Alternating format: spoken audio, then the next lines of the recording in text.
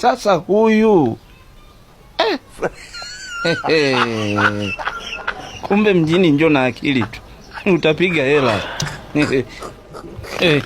Kwa hiyo wewe ndo huyu hapo? Ni kipindi kwa gani nimenenepa kabla ya kuugua, maana niliguaga utapiamlo.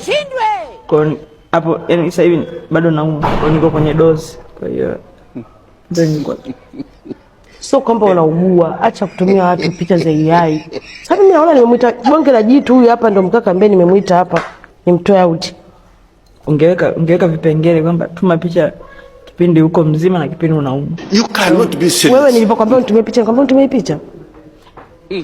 Ukinielewesha vizuri, nimesikia picha ningajua labda iko sababu sasa hivi naumwa, sio mimi. Mtumie mtu uhalisia wako. Nitumie picha, uweze kutuma picha zamani wakati mimi ni mwembamba, wakati sasa hivi mimi ni bonge. Wewe unatumiaje picha hii afu unataka ule chakula changu? Sasa sikia, hapa Kisinia restaurant ya Goba.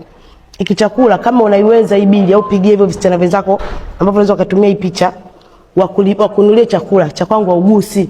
Tuma picha yako yenye uhalisia siku nyingine. Lakini wagonjwa hawatengwi. Kwa hiyo ni shirika la afya.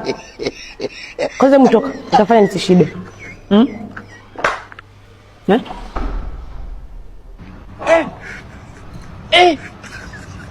Lakini nilikuwa naumwa. Kaka toka. Sijazie watu. Kweli niliugua. Wewe naheshimu kwa sababu hii ni sehemu expensive.